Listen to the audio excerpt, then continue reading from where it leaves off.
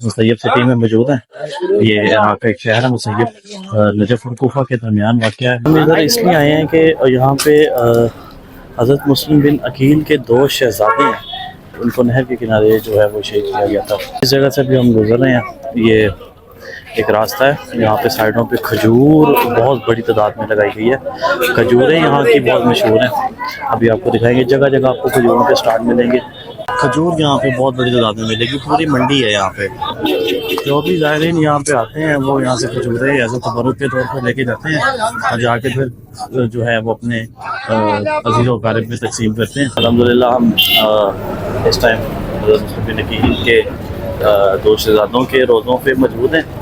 मरकज़ औलाद मुस्लिम बिन अकील पे मौजूद हैं। ज़ायरीन की तादाद यहाँ पे भी मौजूद है और मुख्तलिफ ग्रुप्स की शक्ल में यहाँ पे लोग मजलिस पर पा किए बैठे हैं। ये आपका रोज़ा है, आपके बच्चों का रोज़ा, आप चेक कर सकते हैं। 46 से 47 डिग्री सेंटीग्रेड की गर्मी में आपको ये व्लॉग देखने को मिलेगा। काइंडली सब्सक्राइब ज़रूर कीजिएगा। ये वाला जो पीछे आपको रोज़ा दिखाई दे रहा है, ये हज़रत मोहम्मद है जो हज़रत मुस्लिम बिन अकील के बेटे हैं। आपको अंदर जाके इसकी ज़ियारत भी करवाएंगे। ये बाहर से इसका बैरूनी मंजर है। पाकिस्तानी ज़ायरीन की बहुत बड़ी तादाद यहाँ पर मौजूद है।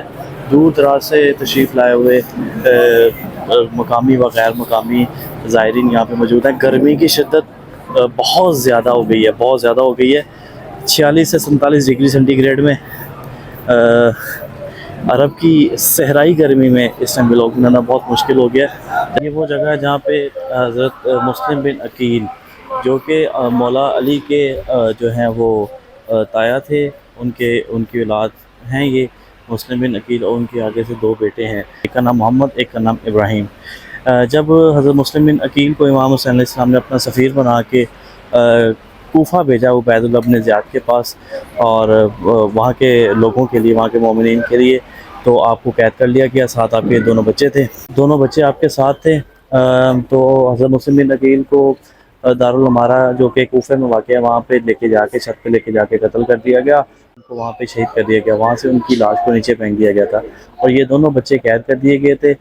2 साल तक ये कूफे में उबैदुल्लाह इब्न ज़ियाद गवर्नर लांती के जो है वो under the supervision of Ubaidullah ibn Ziyad ये कैद रहे हैं।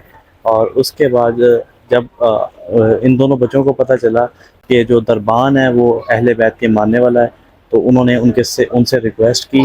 तो उन्होंने उसको, जो मुहिब अहले बैत थे, उन्होंने उन दोनों बच्चों को रिलीज़ कर दिया रात के अंधेरे में। वो बच्चे छुपते छुपाते एक घर में, जो कि एक घर में उन्होंने जाके पनाह ली। उस औरत ने उन दोनों बच्चों को छुपा लिया क्योंकि उनको पता चल गया था ये तो मुस्लिम बिन अकील के बच्चे हैं। लेकिन जो उसका शौहर था हारिस, वो बहुत जालिम शख्स था। वो उबैदुल्लाह इब्न ज़ियाद की फ़ौज का जो है वो एक नुमाइंदा था। उसने इनाम के लालच में दोनों बच्चों को नहर फ़ुरात के करीब लेके जाके कत्ल कर दिया और उनके सर उबैदुल्लाह इब्न ज़ियाद के पास लेके गया इनाम के लिए, लेकिन उसने हुक्म दिया कि इसको भी वहीं लेके जाके कत्ल कर दिया जाए। बहरहाल ये दोनों गुंबद शायद अगर आपको नज़र आ रहे हो तो ये हज़रत मोहम्मद और हज़रत इब्राहिम जो कि मुस्लिम बिन अकील के बेटे हैं, और हज़रत अली की बेटी जो है वो इनकी वालदा हैं, उनका नाम रुकैया है। ये उन दोनों के जो हैं वो साहबजादे हैं। बहुत कुर्बानियाँ दी हैं इस्लाम को बचाने के लिए अहले बैत ने। अहले बैत की आल औलाद को किस तरह ज़िबा किया गया है, उनका नामो निशान मिटाने की कोशिश की गई, लेकिन आज भी ये जो है वो इमाम हुसैन अलैहिस्सलाम का और अहले बैत का नाम ज़िंदा है। यजीद मर गया, यजीद मिट गया। यजीद की कब्र पे जो है वो लोग आज भी थूक के जाते हैं, जबकि हुसैन का नाम ज़िंदा है।